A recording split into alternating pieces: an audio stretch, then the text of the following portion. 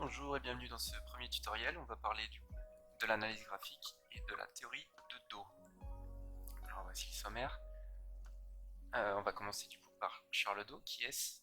C'est du coup un analyste et un journaliste au 19e siècle, créateur on va dire et fondateur de l'analyse graphique moderne. En bref, on arrive à comprendre le sens du marché.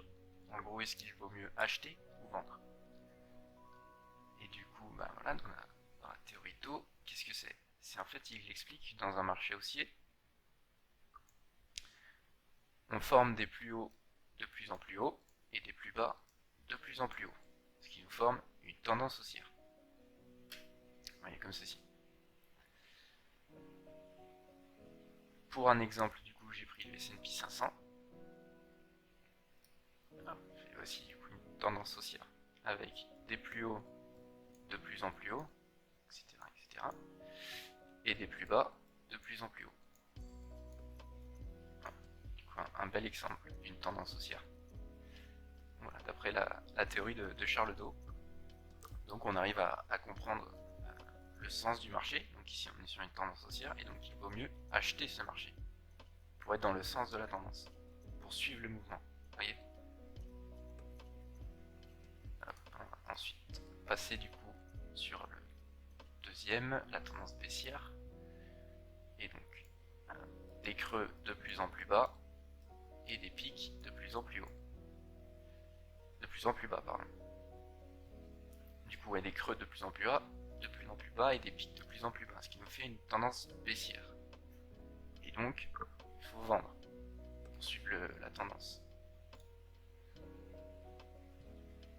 Et du coup, j'ai pris en exemple ici TAP, Molson Coors, c'est une action américaine. Et donc là, pareil, des points bas de plus en plus bas et des points hauts de plus en plus bas également. Tendance baissière. Du coup, voici pour les deux tendances principales, la tendance baissière et la tendance haussière. Du coup, voilà, on a vu ceci et enfin ceci.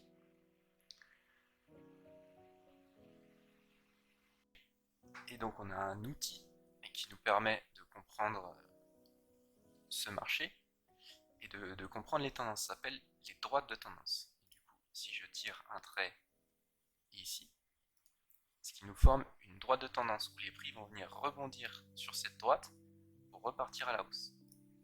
Idem à la baisse, une droite de tendance ici, où les prix vont venir rebondir sur cette droite pour repartir à la baisse. Donc reprenons notre exemple sur le S&P 500. Alors si on tire une droite, du coup comme ceci par exemple, en reliant plusieurs points bas entre eux, il faut qu'il y ait au minimum 2 points de contact pour que cette droite puisse se tracer. Donc ici, 2 points de contact, et après on regarde ce que fait le marché. Et du coup on peut voir qu'ici, le marché vient s'appuyer sur cette droite pour repartir à la hausse.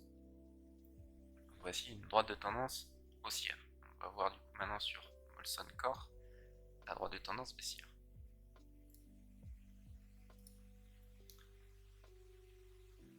Droite de tendance qu'on pourrait tirer comme ceci par exemple, avec du coup un point, 2 points, etc. Plusieurs points de contact. Et à l'arrivée du coup sur cette droite, des rebonds qui nous reprojettent les prix à la baisse. Aussi une droite de tendance baissière. Du coup, maintenant qu'on a vu les tendances, il y a aussi ce qu'on appelle des marchés sans tendance, sans direction claire, donc ni haussier ni baissier. Ce sont des mouvements latéraux, comme ceci, qu'on appelle des ranges. Du coup, ici sur le DAX, comme ceci. Et les droites de tendance, si on voulait les tracer, eh bien, elles seraient plates.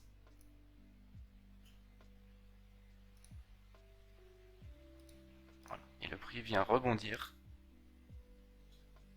sur du coup les bornes hautes et basses de ce range. Du coup ici on n'appelle plus ça des droites de tendance, mais on appelle ça des supports et des résistances. Alors des supports, quand c'est sous le prix, des résistances quand c'est au-dessus du prix. Support pour que le prix il puisse rebondir, repartir à la hausse, résistance qui empêche le prix de partir à la hausse. Vous voyez? Résistance, support. Et on va repasser du coup sur Molson Core, voir si on peut trouver ce genre de support et de résistance. Alors, par exemple ici.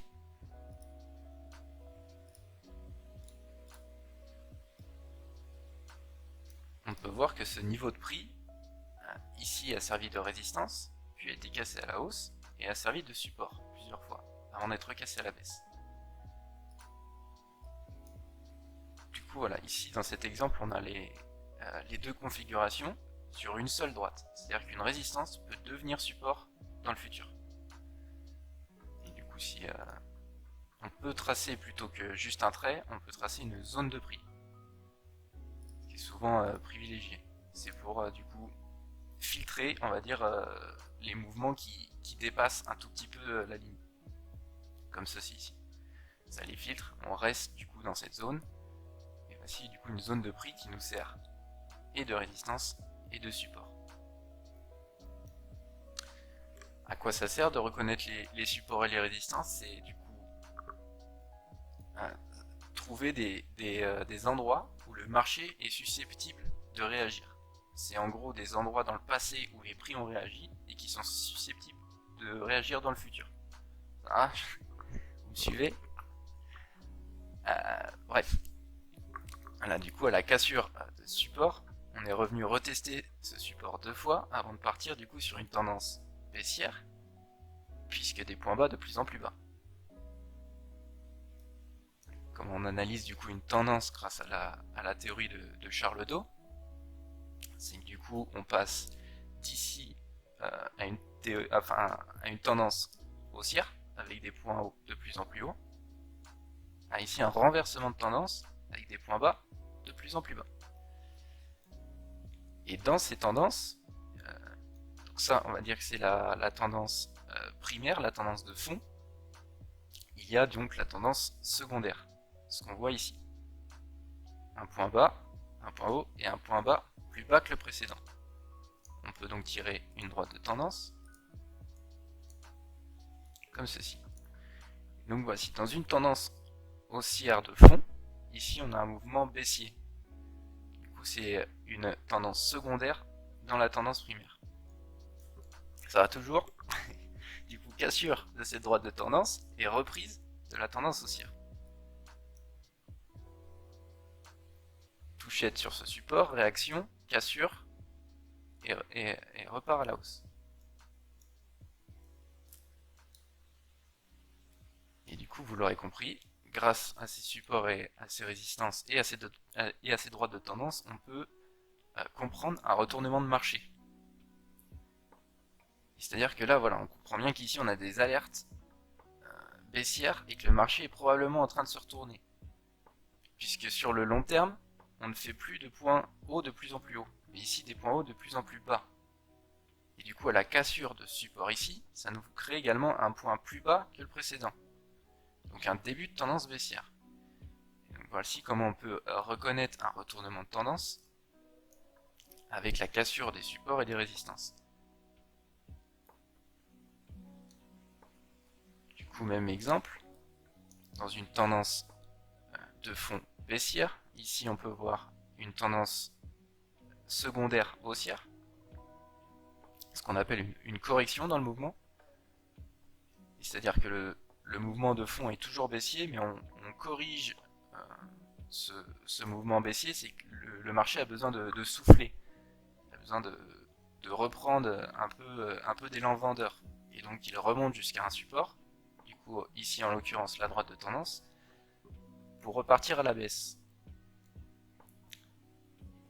Pourquoi le prix remonte? Tout simplement parce que soit il y a des faits dans les fondamentaux, c'est-à-dire est-ce qu'il se passe quelque chose dans le monde qui fait du coup réagir les prix, ou est-ce que c'est tout simplement une prise de profit? Ici il y a des gens qui shortent le marché, qui parient à la baisse et qui prennent des profits. ça fait réagir le prix et remonter à la hausse. Il y a aussi des gens ici qui achètent en espérant voir le cours remonter, ce qui fait du coup que le prix remonte. Alors voilà, pour les droites de tendance et les supports résistance. On va essayer de trouver un autre support. Ah bah voilà, parfait ici. Hop, un support ici qui maintient le prix, qui empêche le prix de partir à la baisse et à la cassure, mouvement baissier. Cassure, nouveau plus bas, reprise de la tendance baissière. Ici, mouvement sans tendance. Que des points bas égales et des points hauts égales. Ici avec un petit excès, vu que c'était une ouverture en gap sur une action. Alors voici. Ici un range, cassure du range à la baisse, reprise de la tendance baissière. Ici, une résistance donc, point bas, puis point bas, plus haut. Ah, attention, alerte. Cassure de la résistance, nouveau point haut. Inversion de tendance, reprise d'une tendance haussière. Tac, tac, tac, tac. Et là, même chose. Ici, on travaille actuellement du coup ce support. S'il est cassé à la baisse, changement de tendance. Ici, la tendance de fond haussière devient maintenant baissière. Ici, on peut voir que la baisse a déjà bien commencé. Mais vu qu'on n'a pas vraiment eu de point bas comme celui-ci entre temps, si on aurait pu avoir celui-ci. Du coup, voilà, on aurait pu avoir déjà un premier retournement du coup ici. Avec ce point bas et à la cassure, inversion de tendance. Si le prix rebondit et remonte jusqu'à ces prix, on pourra donc parler d'un range, un marché sans tendance, puisque des points bas au même niveau et des points hauts au même niveau. Vu? Vu. Agree? Agreed. Ok. Donc voilà, maintenant que vous avez vu ce qu'est une tendance haussière, une tendance baissière, les droites de tendance et les marchés sans tendance, vous êtes donc capable maintenant, sur vos graphiques, de trouver vous-même les tendances, les supports et les résistances. On se retrouve pour une prochaine vidéo. Ciao.